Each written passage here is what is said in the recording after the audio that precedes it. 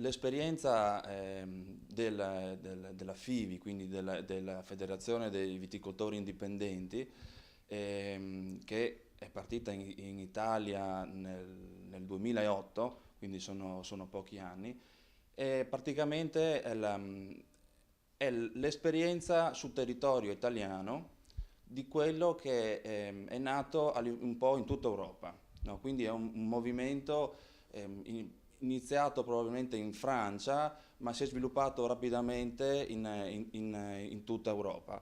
E quindi proprio è cominciato quando ci si è resi conto che con le politiche europee delle OCM si cominciava a ragionare in termini di grandi produzioni, di grandi mercati, e quello che balzava subito all'occhio era che le piccole realtà, i piccoli numeri venivano presi poco in considerazione. Nel campo vino, quello che è stato subito chiaro è che in una situazione di mercato europeo in cui ci sono 20, 27 più stati, solo 10 o 12 sono produttori di vino, no? Quindi le richieste di acquisto di vino e le logiche di mercato non erano più in,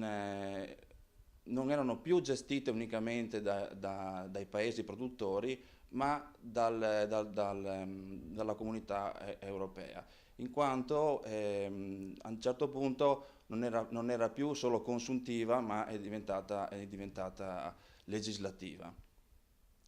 Subito si è mosso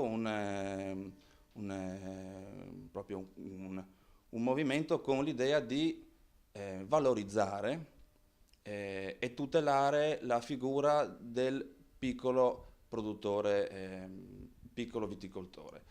No? Cosa vuol dire?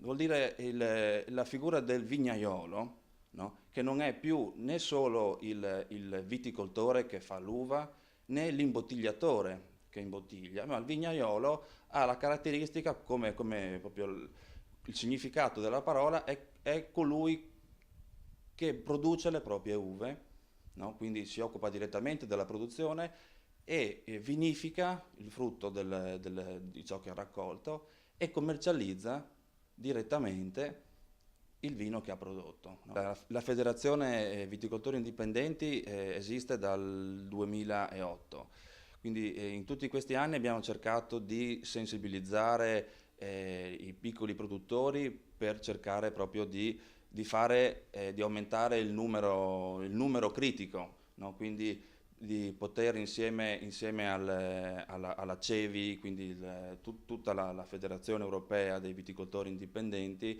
riuscire ad avere un peso anche sulle politiche europee e sulle politiche italiane.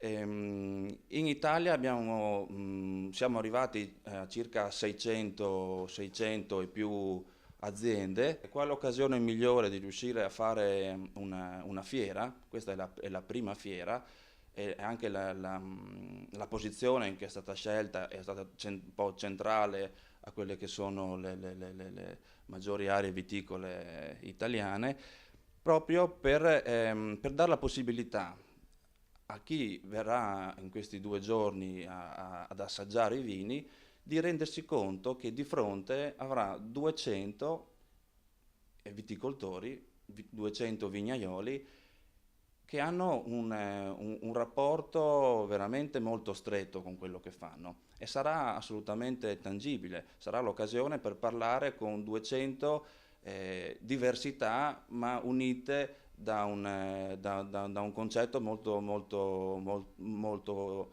molto simile, che è quello proprio di custodire il territorio e di riuscire a portare nella bottiglia la massima espressione del territorio. Sarà un'occasione, dal mio punto di vista, fondamentalmente politico, di presenza, no? E ovviamente anche culturale, nello spiegare le dinamiche che stanno dietro la scelta di essere viticoltori indipendenti e la scelta, nonostante anche le richieste che ci possono essere del mercato, di non aumentare i numeri in gioco, ma di rimanere diciamo, su dimensioni, dimensioni facilmente gestibili nel senso di poter esprimere al massimo il potenziale del territorio. I vini che porteremo in degustazione saranno proprio rappresenteranno al massimo, al meglio questo concetto, cioè tutti i vini legati a degli specifici vigneti anche per lo più molto vecchi, da 60 a 90 anni di età, che parlano molto chiaramente di che cosa significa gestire piccoli appezzamenti, mantenere in vita vecchie vigne che danno delle caratteristiche di complessità, di finezza e anche di durata nel tempo che sono inarrivabili